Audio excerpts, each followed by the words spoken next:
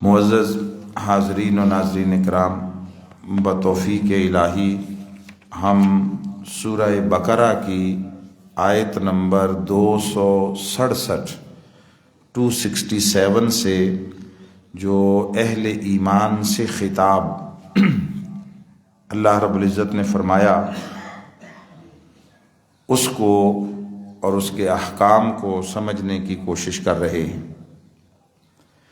یہ پورے کا پورا ایک آپ پیکج کہہ لیں اہل ایمان کے لیے، اور یہ پیکج ہے انفاق کا، خرچ کرنے کا، اور اس کے طریقہ کار کا، اور اس کا جو محل ہے اس کا۔ ہم نے ابتدائی کوئی لگ بھگ 3 آیات کر لی تھیں۔ آج ہم اگلی آیت کی طرف جا رہے ہیں جس میں اللہ رب العزت نے ارشاد فرمایا کہ وَمَا أَنفَقْتُم مِّن نَفَقَةٍ، اور تم جو کچھ بھی خرچ کرو، او نَذَرْتُم مِّن نَذْرٍ، یا تم جو بھی منت مانو، فَإِنَّ اللَّهَ يَعْلَمُهُ، اللہ اسے یقیناً جانتا ہے، وَمَا لِلظَّالِمِينَ مِنْ أَنصَارٍ، اور ظالموں کے لیے کوئی مددگار نہیں ہے۔ اب انفاق یعنی خرچ کرنا، اس کے حوالے سے ہم نے اس سے پہلا جو مقام تھا اس پر بھی اور اس موقع پر بھی کئی چیزیں عرض کر دیں۔ آج جو اس کے ساتھ ایک اضافی شے مزید آئی وہ ہے نظر ماننا۔ اب یہ جو نظر ماننا ہے یہ زمانہ قدیم سے انسانی معاشرے کا ایک معمول رہا ہے۔ اس میں اہل اللہ اور اہل ایمان بھی ہوئے، اور اس سے ہٹ کر اور طبقات بھی ہوئے۔ مثلا قرآن مجید میں ہے اذ قالت امرأۃ عمران رب انی نذرت لک ما فی بطنی محررا فتقبل منی انک انت السمیع العلیم۔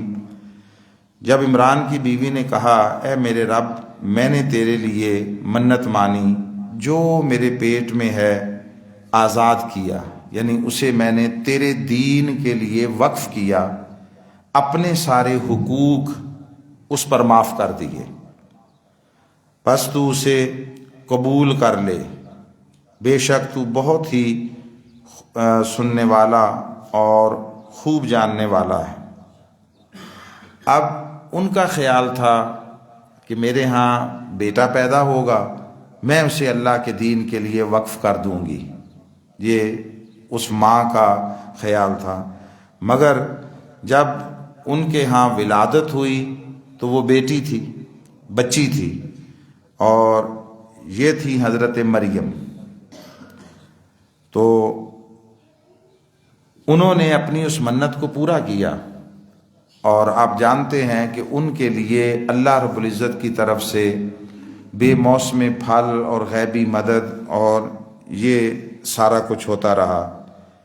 اسی طرح پھر سورہ مریم میں ہے، یہ آل عمران میں تھا، سورہ مریم میں ہے کہ حضرت عیسیٰ علیہ السلام کی پیدائش کے بعد جب حضرت مریم کو اپنی بدنامی اور لوگوں کی طرف سے الزام تراشی، بہتان ترازی اور انگلیوں کے اٹھنے اور اس طرح کے معاملے کی فکر ہوئی، تو سوچنے لگی کہ اب اپنے گھر والوں اور خاندان کو کیسے منہ دکھاؤں گی، اس لیے کہ معاشرہ ان ساری باتوں کو نہیں سمجھتا۔ وہ یہ دیکھتا ہے کہ ایک عورت، ایک خاتون غیر شادی شدہ ہے، اس کے ہاں اولاد پیدا ہو گئی، تو کیسے ہوئی؟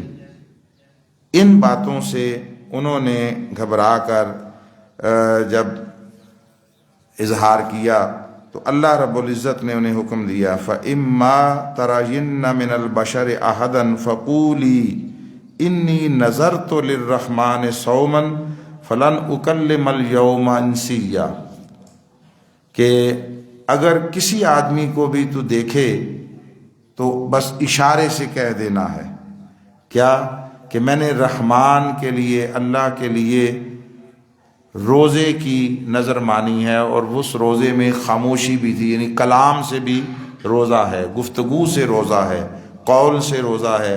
تو آج میں ہرگز کسی آدمی سے جو ہے وہ گفتگو نہیں کروں گی۔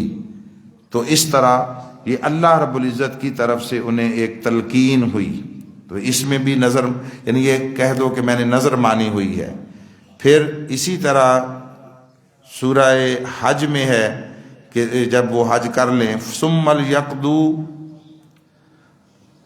تفثهم ولیوفوا نذورهم ولیطوفوا بالبیت العتیق، پھر چاہیے کہ دور کریں اپنا میل کچائل اور پوری کریں اپنی نظریں، جو جو نظر مانی ہوئی ہے اس کو پورا کریں، اور طواف کریں ایسے گھر کا جو بہت قدیم اور پرانا ہے، کیونکہ یہ روئے زمین پر تعمیر ہونے والی سب سے پہلی عمارت تھی، اللہ کا گھر کعبہ۔ ان اول بیت وضع للناس للذی ببکۃ مبارکا وہدی للعالمین، یہ پہلا گھر تھا۔ تو فرمایا کہ جو تم نے نظریں مانی ہوئی ہیں ان کو پورا کرو۔ پھر اسی طرح سورۃ الدہر میں ارشاد فرمایا یوفون بالنذر ویخافون یوما کان شرہ مستطیرا، جو اپنی نظروں کو پورا کرتے ہیں اور اس دن سے ڈرتے ہیں جس کی مصیبت ہر طرف پھیلی ہوگی۔ اب یہ جتنی چیزیں ہیں یاد رکھیے کہ یہ ساری ایسی منتوں کا ماننا، ایسی نظروں کا ماننا جو شرعاً ممنوع یا معیوب نہ ہوں، جن سے اللہ کی طرف طبیعت میں رجحان اور رغبت پیدا ہو اور اللہ کے تعلق میں مضبوطی آئے، اور انسان کا جو ذوق بندگی ہے وہ اور زیادہ پختہ ہو، مضبوط ہو، خوف خدا طاری ہو، خشیت الہی، اللہ کے ساتھ محبت کا جذبہ اور ذوق وہ ڈیولپ ہو، ایسی تمام نظریں، منتیں شرعاً جائز بھی ہیں اور ان کا پورا کرنا بھی لازم ہے، جو شرعاً ممنوع نہ ہوں۔ اور اگر کوئی ایسی مان لے منت جس کی شرعاً ممانعت ہو، شرعاً، ہمارے ہاں آج بھی دیہات میں، یہ پنجاب اور سندھ کی طرف آج بھی کہیں کہیں ہمیں دیکھنے کو ایسے مواقع ملتے ہیں کہ کسی کی اولاد نہیں ہو رہی یا بچیاں پیدا ہو رہی ہیں تو بیٹے کے لیے منت مانی کہ جب بیٹا پیدا ہوگا تو ہم پتہ نہیں 2 سال تک یا 4 سال تک جو ہے وہ اس کے سر کے بال کچھ مخصوص نہیں کاٹیں گے، وہ لمبی گت سی بنا لیتے ہیں، بودی کہتے ہیں، بودی رکھی ہوئی ہے۔ اسی طرح ہم 2 سال تک ہم جو ہے وہ اس کو مانگ کر کپڑے پہنائیں گے، اپنے گھر کے کپڑے نہیں پہنائیں گے۔ ایسی نظروں منتوں کا کوئی دین میں جو ہے وہ سٹیٹس نہیں ہے، کوئی اس کا اعتبار نہیں ہے، بلکہ بسا اوقات یہ گناہ کے زمرے میں چلی جاتی ہیں، گناہ کے۔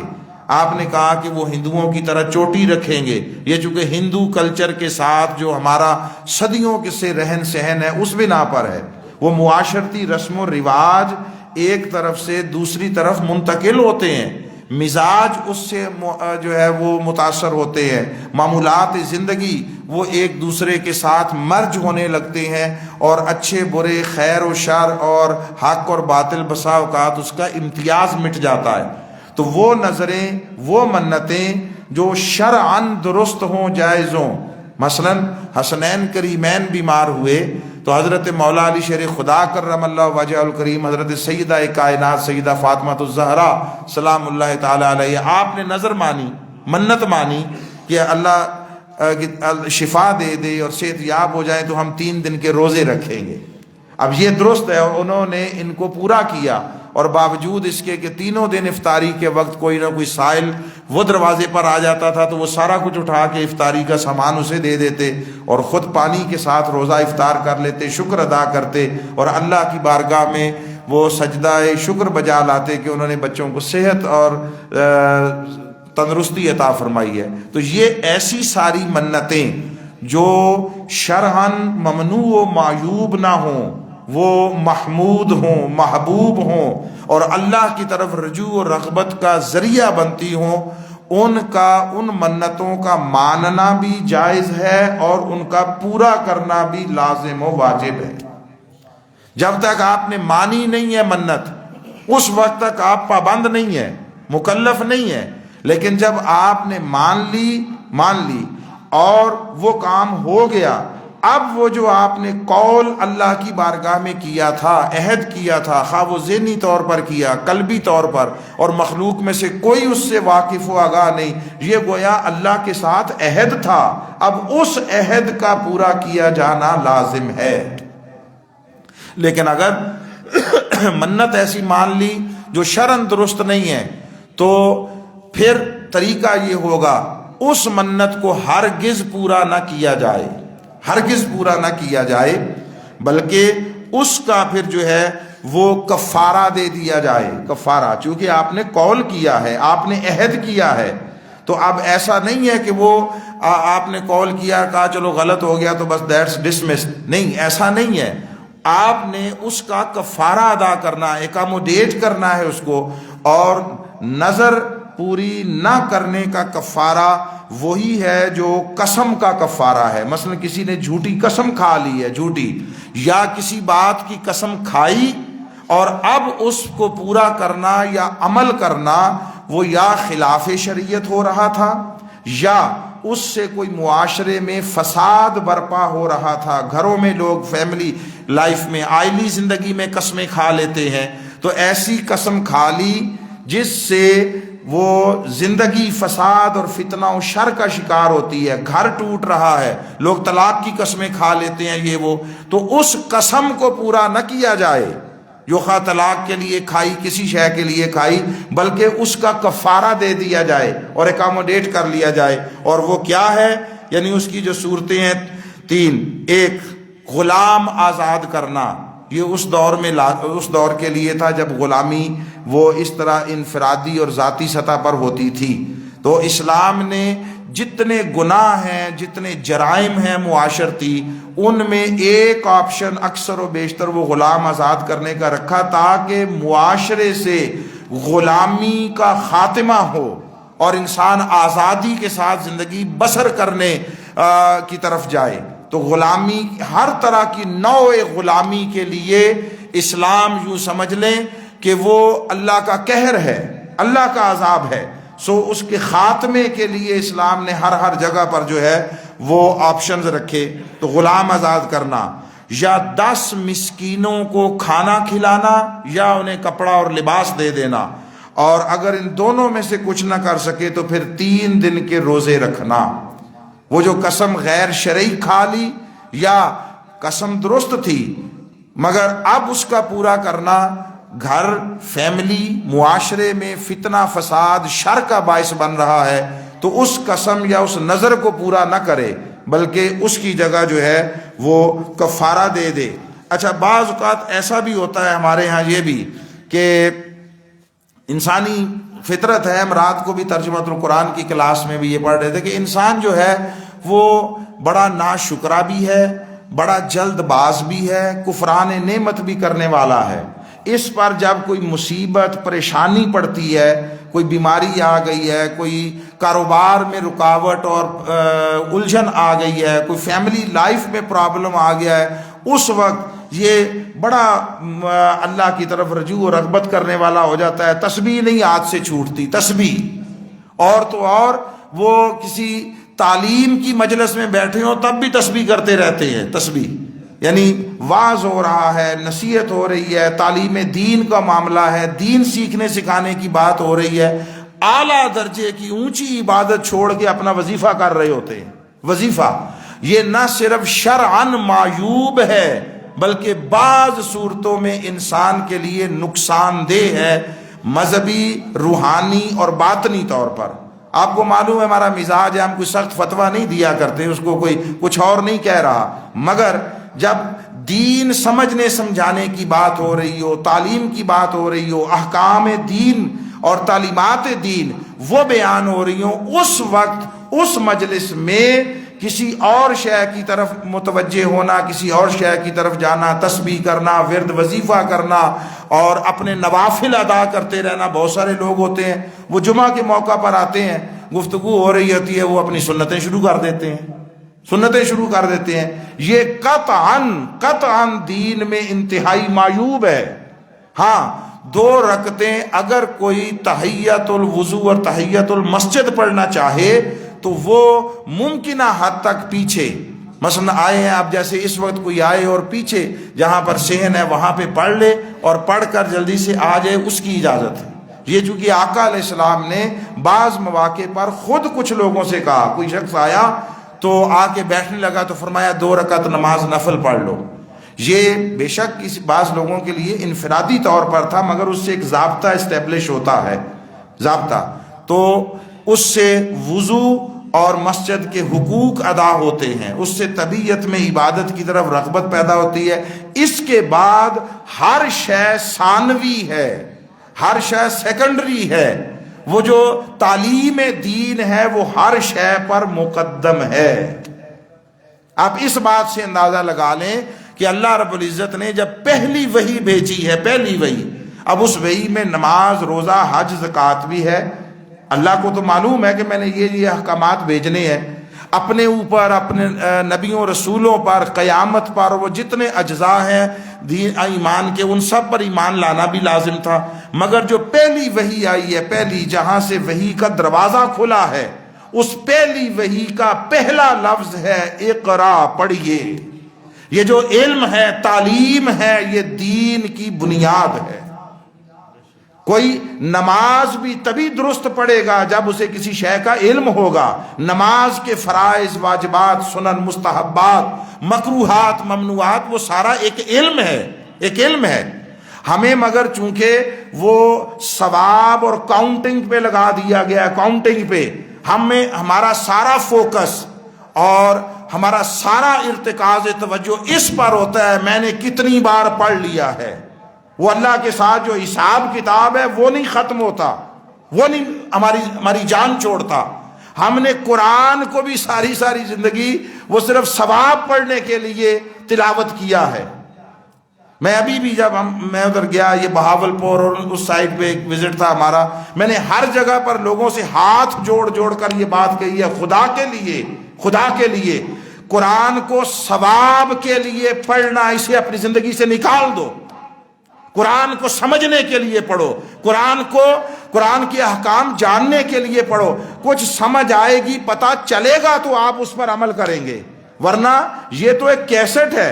جس طرح آپ خشیت الہی، محبت خدا، خوف الہی کی کیسٹ 1000 مرتبہ کسی ٹیپ ریکارڈر پر چلا دے، یا جو بھی آپ کے پاس اس کے لیے گیجٹ ہے، آج کارڈز آ گئے ہیں اور اس طرح کی چیزیں آ گئی ہیں، آپ کے لیپ ٹاپ آ گئے ہیں، آپ لیپ ٹاپ پہ 1000 مرتبہ خشیت اور خوف الہی کی اور توبہ و استغفار کی کیسٹ چلا دے، وہ اس کے آنسو نہیں نکلیں گے آپ کے لیپ ٹاپ کے، آپ کا لیپ ٹاپ نہیں روئے گا، وہ خشیت الہی سے نہیں کانپے گا، نہیں لرزے گا. اس لیے کہ وہ صرف ایک مشین ہے جو چلا رہی، اس کے اندر احساسات نہیں ہے، جذبات نہیں ہیں. انسان کو مشینوں سے کچھ مختلف اور کچھ منفرد ہونا چاہیے. یہ جو بعض اوقات ہم یوں کرتے ہیں، اس کا سبب کیا ہوتا ہے؟ ہم اپنے تئیں یہ سمجھ رہے ہوتے ہیں چلو تقریر تو کانوں میں پڑ ہی رہی ہے نا، تو ساتھ یہ بھی کر لوں، ڈبل فائدہ ہو جائے گا. یہ ڈبل فائدہ نہیں ہے، یہ نقصان کا سودا ہے، نقصان کا. یاد رکھیے، سنے بغیر علم نہیں آتا. اللہ رب العزت نے انسان کو پہلے سننے والا بنایا ہے، پھر دیکھنے والا، پھر بولنے والا بنایا ہے. سماعت بنیاد ہے انسانی حواس کی. فجعلناہ سمیعا بصیرا. اللہ رب العزت نے پہلے سماعت دی ہے، پھر بصارت دی ہے. اور سائنس آج بتاتی ہے کہ بطن مادر میں انسانی وجود کی جو تشکیل ہوتی ہے، اس میں کان پہلے بنتے ہیں، آنکھ بعد میں بنتی ہے. یہ بعد میں بنتی ہے. یعنی یہ ایسے ہی کوئی شعر و شاعری کی طرح قافیہ ردیف نہیں ہے کہ سمیع و بصیر بنایا. اس کے پیچھے اللہ کی قدرت کاملہ پر مشتمل حکمتیں ہیں، اور سائنس جہاں تک بھی ترقی کر جائے بال برابر اس میں کوئی تغیر اور تبدیلی نہیں پائے گی جو ضابطے اللہ نے قرآن میں بیان فرما دیے۔ تو ہم وہ جب ڈبل کام کرتے ہیں تو در حقیقت اپنے طرف سے ہم سوچتے ہیں فائدے کا سودا کر رہے ہیں، دو بزنس کر رہے ہیں، وہ ایک جو کبھی نہیں، دو کشتیوں کا مسافر، وہ کبھی منزل پر نہیں خیر سے پہنچتا۔ خیر، تو اس طرح جو نظر ماننی، اگر کوئی ایسی نظر مان لی، منت مان لی جو خلاف شریعت ہے، احکام دین کے منافی ہے، تو اس کے لیے پھر انسان کے لیے لازم ہے کہ اس کا کفارہ ادا کر دے۔ غلام آزاد کرنے کی آج صورت کوئی نہیں ہمارے معاشرے میں، الحمدللہ۔ یہ اسلام کا انسانیت پر احسان ہے کہ اسے انفرادی ذاتی وہ جو غلامی تھی اس سے رہائی عطا فرما دی ہے۔ اس سے بدقسمتی ہماری یہ ہے کہ ہم اسلام کی تعلیمات آج کے اس دور جدید میں اس طرح دنیا تک پہنچا نہیں سکے، اس طرح اسے بوسٹ نہیں کر سکے۔ اور آج اگر اقوام متحدہ کے چارٹر پر وہ روسو کا قول لکھا ہے کہ ہر انسان جو ہے وہ آزاد پیدا ہوا ہے، اسے غلام نہیں بنایا جا سکتا، تو ہم سمجھتے ہیں بہت بڑی اعلیٰ فکری بات کی ہے، فطری بات کی ہے۔ اس سے صدیوں پہلے حضرت سیدنا فاروق اعظم رضی اللہ تعالی عنہ نے یہ بات کہی تھی جب ان کے ایک گورنر کے بیٹے نے کسی غلام پر تشدد کیا، گھوڑے میں ریس میں گھوڑا جیت جانے کی بنا پر کہ غلام ہو کر تو میرے گھوڑے سے مجھ سے آگے نکل گیا ہے، اس پر جب تشدد کیا اور اس نے حضرت عمر رضی اللہ تعالیٰ عنہ کی عدالت میں کیس دائر کیا، تو انہوں نے بلا لیا، اور بلا کے جب یہ بات اسٹیبلش ہو گئی تو اسی غلام کو جس کے پشت پر اس نے کوڑے مارے تھے کوڑا دیا اور کہا گورنر کو مارو، اور گورنر سے کہا، فرمایا لوگوں کو ان کی ماؤں نے آزاد جنا تھا، تم نے کب سے غلام بنانا شروع کر دیا۔ یہ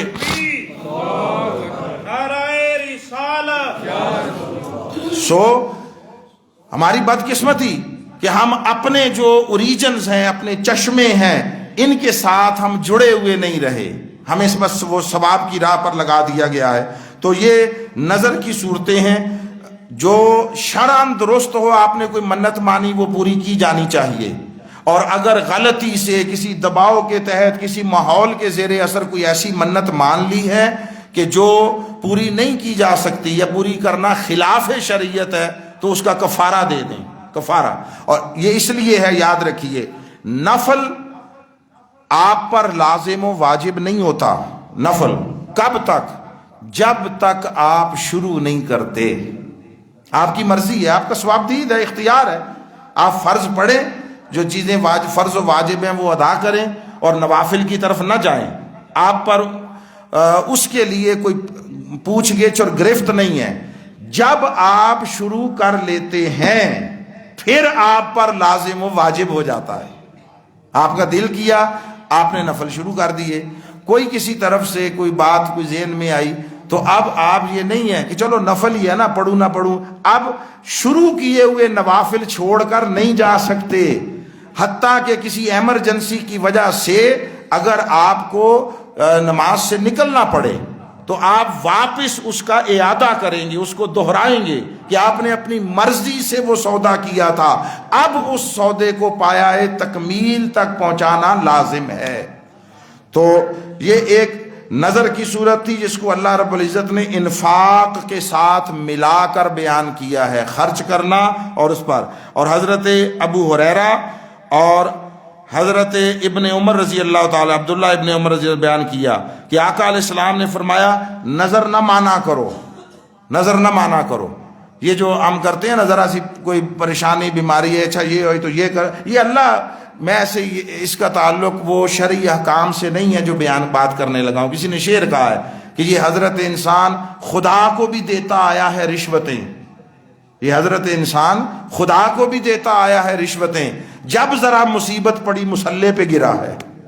پھر اللہ کیا، پھر نظریں مانتا ہے، اچھا یہ کام کر دے نا، میں 100 نفل پڑھوں گا، میں مسجد میں اتنے دوں گا، یہ سارا کچھ اگر آسانی میں، فراخی میں، کشادگی میں، صحت میں کیا ہوتا تو شاید بہت ساری مصیبتیں آتی ہی نہ، ٹل جاتی. اور اگر اس کی طرف سے کوئی مصیبت آپ کے درجات کو بلند کرنے کے لیے، آپ کو اپنی قربت عطا کرنے کے لیے، آپ کو اپنے ساتھ جوڑنے اور ملانے کے لیے اس نے کوئی بھیجی ہے بطور امتحان، تو اس پر اللہ رب العزت کی بارگاہ سے استقامت مانگو اور اس مصیبت میں صبر کرنا یہ اللہ سے مانگو. آپ انبیاء، اولیاء، اہل اللہ سب کی زندگیاں اٹھا کر تک لیں، کسی ایک نے بھی جو حقیقی اہل اللہ، اولیاء اللہ میں سے بھی ہوا، انبیاء کا تو درجہ اونچا ہے، کسی نے کبھی مصیبت کے ٹل جانے یا اس کے آنے سے پہلے نہ آنے کی دعا نہیں مانگی ہے. جس نے بھی دعا مانگی ہے انہوں نے مصیبت میں استقامت کی دعا مانگی ہے، اس نے اللہ رب العزت سے صبر کی دعا مانگی ہے اور عرض کیا مولا ثابت قدمی عطا فرما اور ان مصیبتوں سے ہمیں خندہ پیشانی کے ساتھ سرخرو کر کے گزار دے.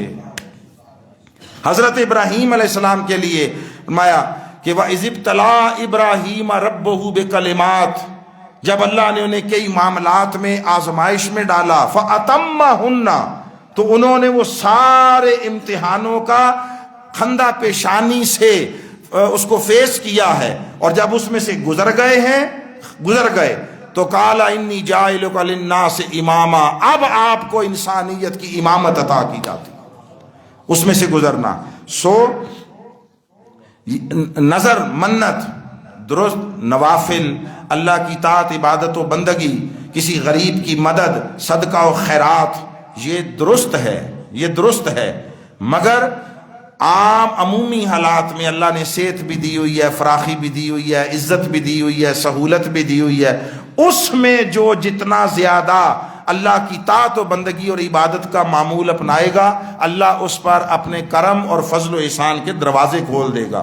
تو آقا علیہ السلام نے فرمایا نظر نہ مانا کرو کہ یہ تقدیر کو نہیں بدل سکتی، نظر منت سے تقدیریں نہیں بدلتی، لیکن اس کے ذریعے بخیل کا مال نکل جاتا ہے. جو بخیل آدمی ہوتا ہے، کنجوس ہوتا ہے، ویسے دیتا نہیں ہے، جب مصیبت پڑتی ہے تو پھر کہتا ہے یا اللہ کم ہو جائے تو میں مسجد میں 10,000 روپیہ دے دوں گا، میں کسی غریب کی مدد کروں گا.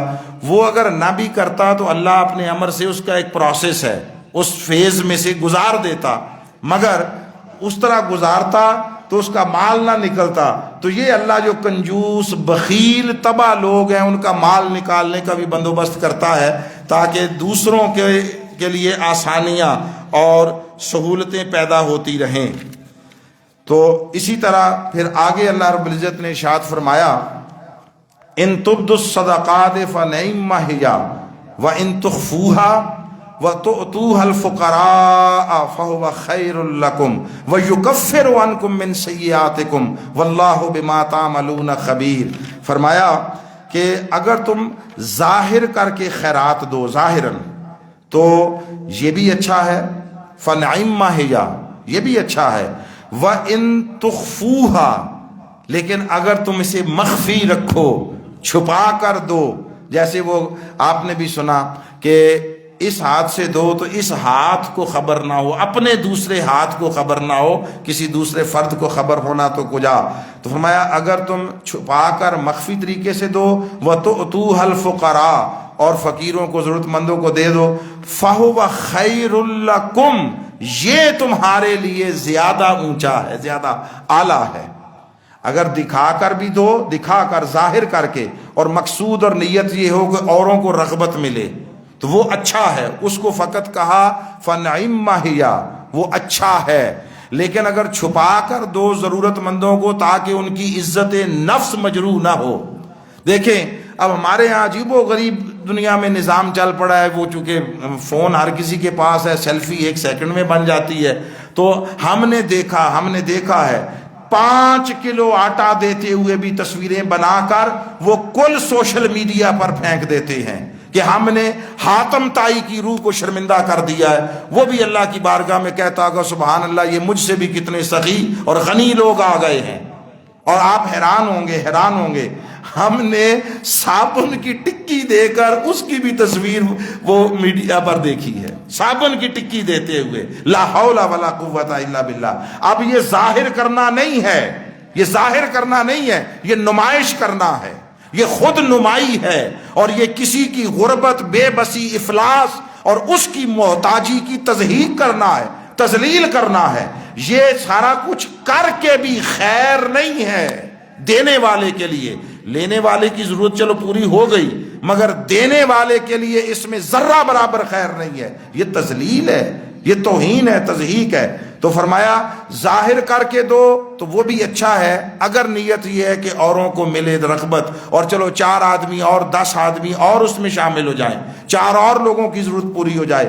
لیکن اگر تم تخفوہا، اگر تم اسے چھپا کر دو فقیروں کو، فَهُوَ خَيْرٌ لَكُمْ، تو یہ تمہارے لیے سب سے اچھا ہے۔ یہ جو خیر کا لفظ ہے، خیر کا، یہ اخیر تھا اصل میں افعال کے وزن پر، جس وزن پر اکبر ہے، اللہ اکبر، تو آپ معنی کرتے ہیں اللہ سب سے بڑا ہے، یہ خیر اسی سے ہے۔ اس کا معنی یہ تمہارے لیے یہ سب سے بہتر ہے کہ ان کو چھپا کر دو۔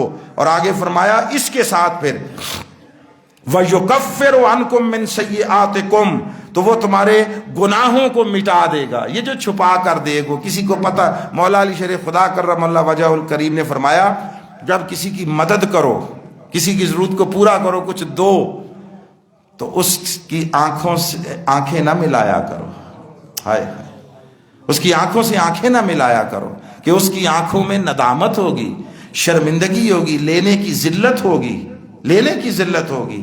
دیکھیے کوئی امیر غریب ہونا اپنی جگہ، مگر آپ کبھی زندگی میں محسوس کریں، آپ ادھار ہی کسی سے مانگنے جائیں تو آپ اپنے آپ کو ہلکا نہیں محسوس کرتے، خفت نہیں محسوس کرتے؟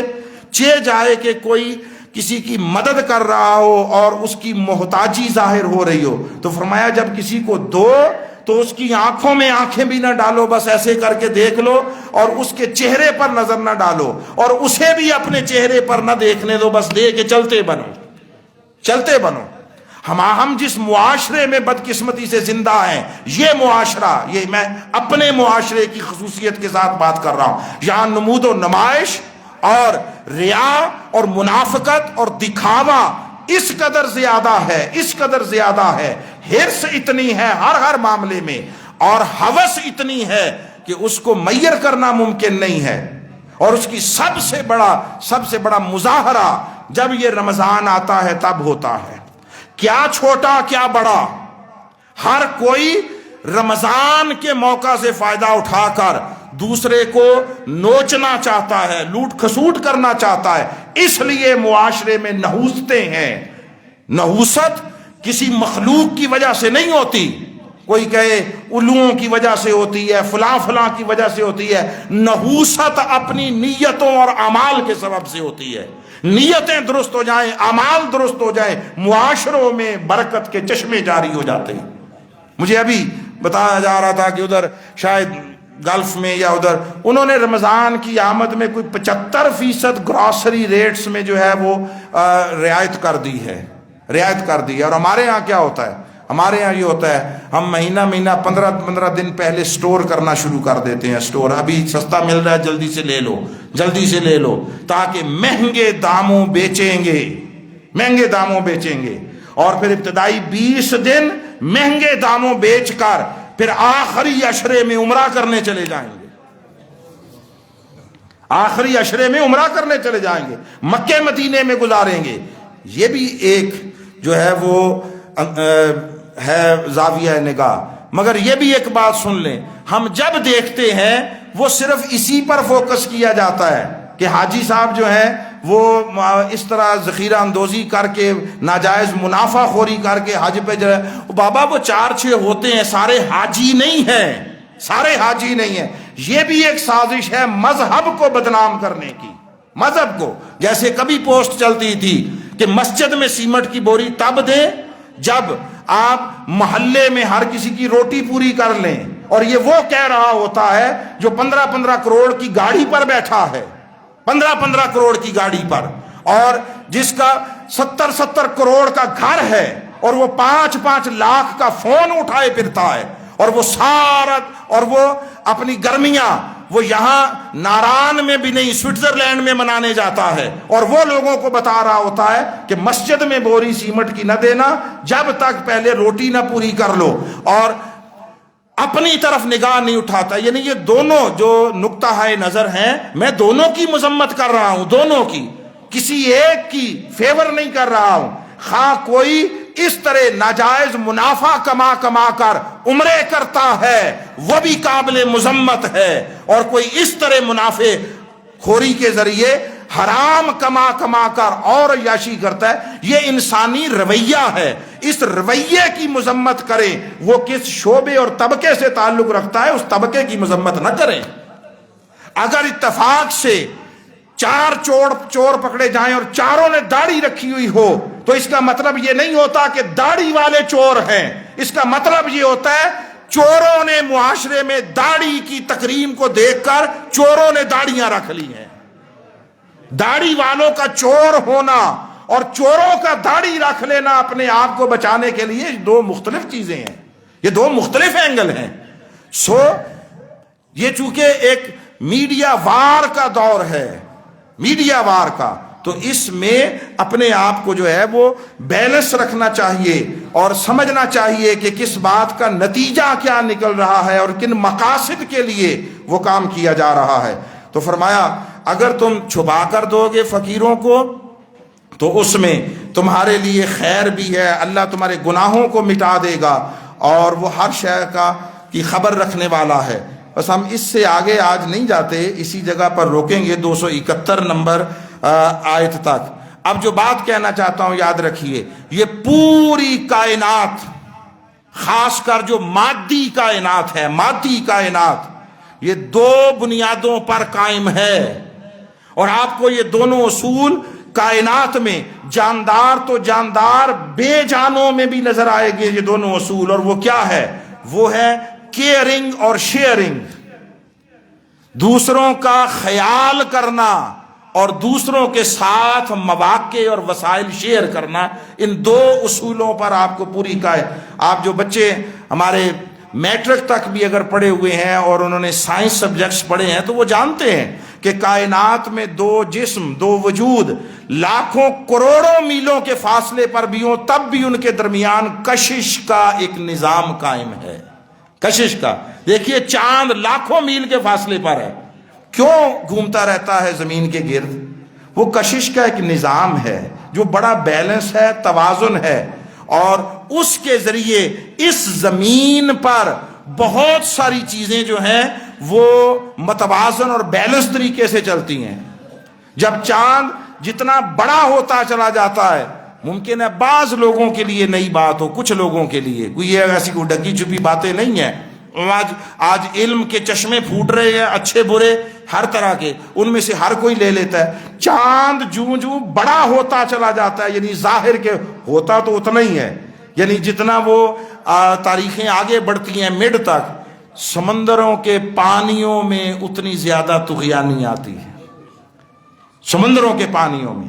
اور آپ جو لوگ سمندری سفر کثرت سے کرنے والے ہیں یا رہے ہوں نیوی کے، ان سے پوچھئے کہ وہ چاند کو بھی مد نظر رکھتے ہیں کہ سفر کرنا ہے، چاند کی تاریخیں کون سی ہیں، اور سطح سمندر کے اندر نیچے سمندر کی تہہ میں جو پانیوں کی لہروں سے ریت اور اس طرح کی چیزیں وہ تبدیل ہوتی رہتی ہیں، وہ نقشے باقاعدہ ایشو ہوتے ہیں، نقشے کہ اس وقت کس جگہ پر زیر آب جو سطح ہے ریت کی اور اس کی سطح کی وہ کتنی اونچی آ گئی ہے، تو آپ کا جہاز پانی کے اندر کتنا ہے، کہاں سے گزر سکتا ہے، کہاں سے نہیں گزر، ایک توازن ہے، ایک توازن ہے۔ اللہ رب العزت نے سورج اور زمین کے درمیان ایک کشش کا جو ہے وہ تعلق ہے، اور اس کو میئر کیا جاتا ہے، ناپا جاتا ہے کہ اس کی کمیت، اس کا ماس کتنا ہے اور اس کا فاصلہ کتنا ہے اور ان کے درمیان کتنی کشش ہے۔ یہ پوری کائنات میں اللہ رب العزت نے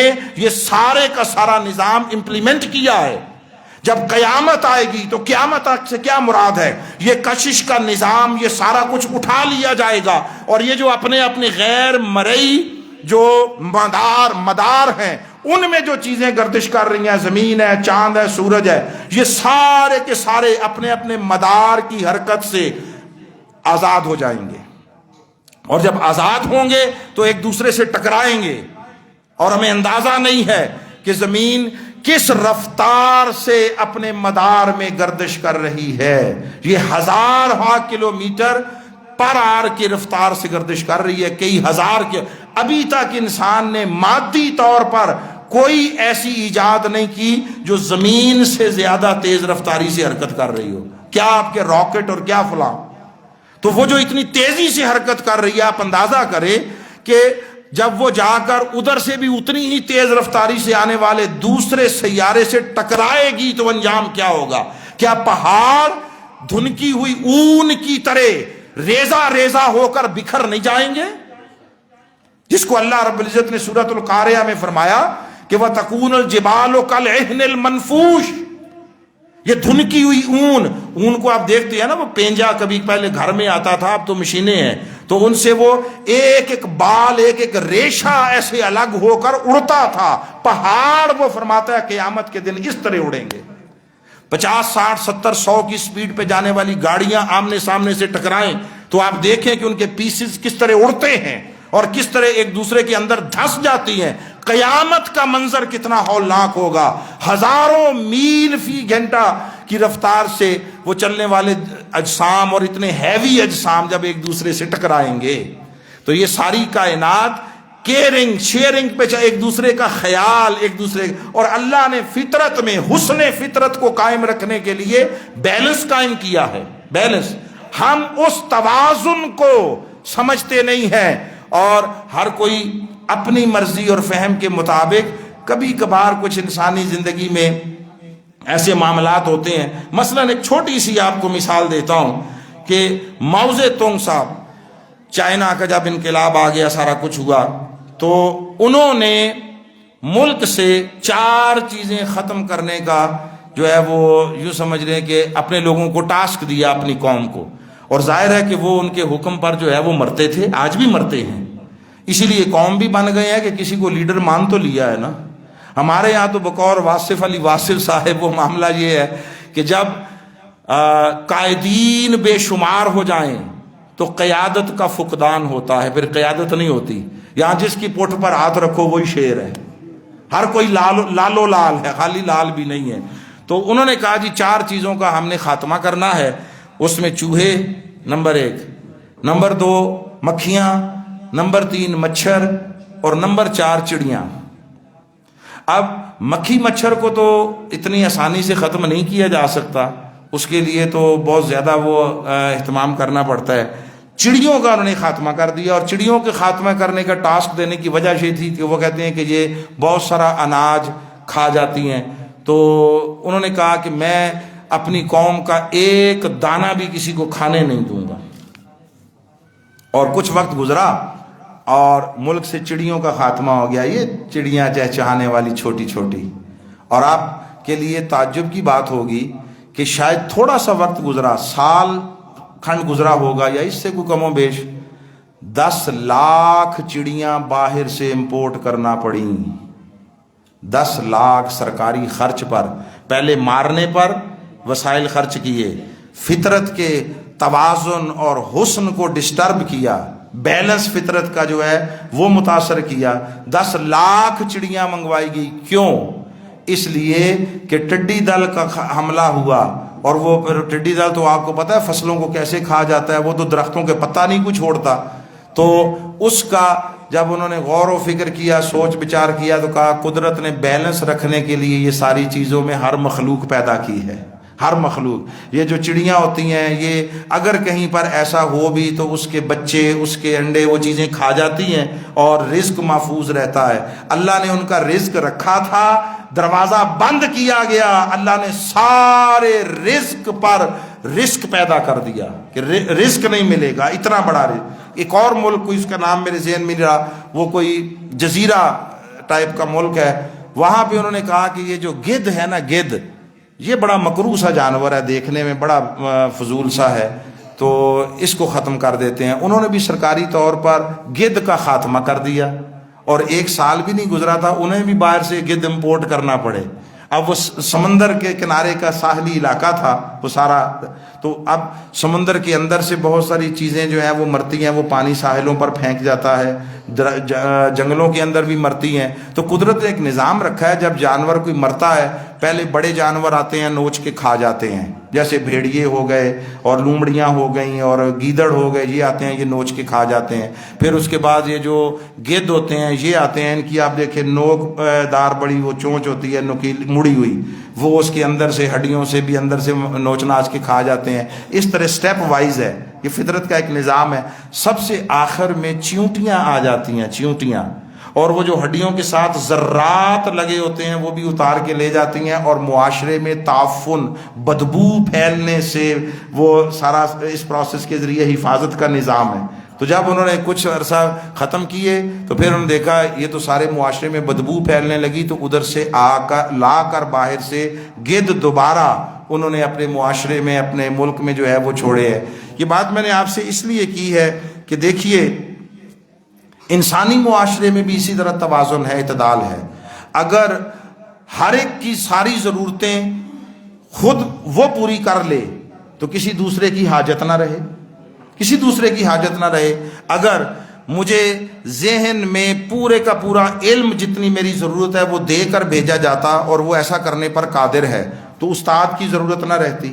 ٹھیک ہے، کھانے پینے کا جتنا سامان ہے وہ ہر کسی کے ساتھ چلتا جہاں جاتا ہے اس کے پاس اتنا سامان موجود ہوتا. وہ من و سلوہ اتارنے والا رب یہ کر سکتا تھا تو مجھے کسی گروسری سٹور کی ضرورت نہ ہوتی، گروسری سٹور کی ضرورت نہ ہوتی. کپڑا پہننے کے لیے یا فراہم کر دیا جاتا یا اس کی ضرورت سے بے نیاز کر دیا جاتا جیسے جانور رہتے ہیں. تو اس کی یہ جو سارا معاشرے میں ایک نظام ہے، ایک دوسرے کے ساتھ نیٹ ورکنگ ہے، جڑے ہوئے ہیں، اس سے انسانی معاشرہ ہر ایک کی دوسرے پر ڈپینڈنس ہے، ہر ایک کا دوسرے پر انحصار ہے. اگر ہر کوئی یکساں وسائل کا حامل ہو تو کوئی آپ کا کام کرنے والا نہ ہو. پلمبر کیوں کام کرے گا؟ الیکٹریشین کیوں کام کرے گا؟ کوئی خطیب و امام کیوں کام کرے گا اگر آپ کی ضرورت نہیں ہے؟ تو سب ایک دوسرے کے ساتھ جڑے ہوئے ہیں. استاد ہے، ڈرائیور ہے، ٹرانسپورٹر ہے، ہر کوئی، یہ تب سے سارا چل رہا ہے نظام کے ایک دوسرے کے ساتھ جڑے ہوئے ہیں. اب اسی معاشرے میں جس پر اختتام کرنا چاہتا ہوں بات کا وہ یہ ہے، اسی معاشرے میں کچھ کو وسائل زیادہ دیے ہیں، کچھ کو کم دیے ہیں، اور اس طرح دونوں کا امتحان بھی ہے. اور یہ بات کہ دونوں ایک دوسرے کے ساتھ جڑ کر چلیں، جڑ کر. جن کو وسائل دیے ہیں یاد رکھیے ان کا امتحان زیادہ ہے ان کی نسبت جن کے پاس وسائل کم ہیں.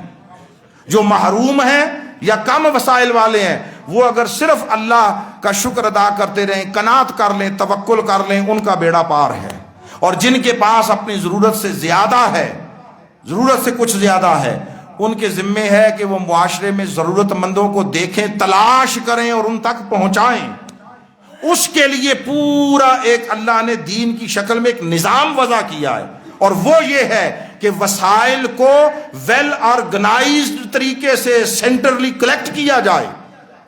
یہ انفرادی معاملہ نہیں ہے. انفرادی معاملہ کرنے سے معاشرے کا نظام کبھی درست نہیں ہو سکتا. اس لیے آقا علیہ السلام نے پھر سینٹرلی سب کچھ وہ کلیکٹ کرنے کا اہتمام کیا اور ترجیحات کے مطابق ضرورت مندوں کو وہ سامان فراہم کرنے کا ایک نظام دیا. اور وہ یہ تھا، بقیہ ہم گفتگو آئندہ کریں گے انشاءاللہ، وہ یہ تھا کہ آقا علیہ السلام کا طریقہ اور ریاست مدینہ کا جو معمول تھا وہ یہ تھا کہ ضرورت مند کو دیا جائے اور ایک ہی بار دیا جائے اور اس طرح دیا جائے کہ اسے اپنے پاؤں پر کھڑا کر دیا جائے. وہ ایک بار لے پھر لینے والوں کی صف میں نہ رہے، دینے والوں میں شامل ہو جائے. وہ آئے تو مفلس ہو مگر جب پلٹ کر جائے تو غنی بنا دیا جائے. آئے مانگنے والا تھا، واپس پلٹے بانٹنے والا بن کر جائے، بانٹنے والا. تب دین میں وہ جو ضمانت ہے کہ کوئی محروم نہیں رہے گا. اللہ نے کوئی چوپایا، کوئی حشرات الارض کیڑوں میں سے کوئی ایک نفس ایسا نہیں پیدا کیا جس کے دنیا میں آنے سے پہلے اس کا رزق دنیا میں نہ بھیجا ہو۔ اگر کسی کو نہیں مل رہا تو اس کا مطلب یہ ہے اس انسانی معاشرتی نظام کی کمزوریاں ہیں، اور اس میں کچھ ظالم جابر لوگ وسائل پر اس طرح قابض ہو کر بیٹھے ہیں کہ بہت ساروں کا حق چھین کر دبا کر بیٹھے ہیں۔ یہ نظام ظلم ہے، یہ نظام ظلم ہے۔ دین کے اندر کہیں بھی ظلم کا تصور نہیں ہے۔ رب ذوالجلال ہمیں دین کا فہم اور عمل کی توفیق عطا فرمائے۔ اور اسی لیے میں یہ بارہا کہتا ہوں اور بار بار کہتا ہوں کہ قرآن مجید کو ترجمے کے ساتھ سمجھ کر پڑھنے کو معمول بنائیں۔ ہم اس سودے کے گاہک نہیں بنتے، یہ سودا نہیں چاہیے ہمیں۔ چاہیے کیا کوئی ہمیں وظیفہ بتا دے، صبح شام اتنی دفعہ کر لو، وہ 100 دفعہ بیٹھ کر کر لیں گے۔ اور پہلے تو ہوتا تھا وظیفوں پر ثواب، اب تو میں دیکھتا ہوں سوشل میڈیا پر ٹرینڈ ہی چینج ہو گیا ہے۔ اب وہ ثواب نہیں، اب وہ کہتے ہیں یہ پڑھیں تو لاکھوں ملے گا، یہ پڑھیں تو کروڑوں ملے گا۔ دین کو کیا دھندا بنا دیا ہے، کیا دھندا بنا دیا ہے۔ سو اس کیرزما سے نکلیں، اس ذہنی کنڈیشن سے باہر نکلیں، قرآن کو سمجھیں۔ اور ہر ایک کی اپنی کیپیسٹی ہے۔ ہم نے رات کو ترجمۃ القرآن کی ایک کلاس شروع کی ہوئی ہے جو 3 دن ہوتی ہے، ہفتہ پیر منگل اور بدھ۔ جو احباب ذوق رکھتے ہوں تشریف لائیں، مرد آئیں خواتین آئیں، اور جتنا سیکھ سکتے ہیں سیکھیں، تاکہ اللہ رب العزت ہمیں اس کا نور بھی عطا فرمائے اور اس کا فیض بھی عطا فرمائے۔ وما علینا الا البلاغ۔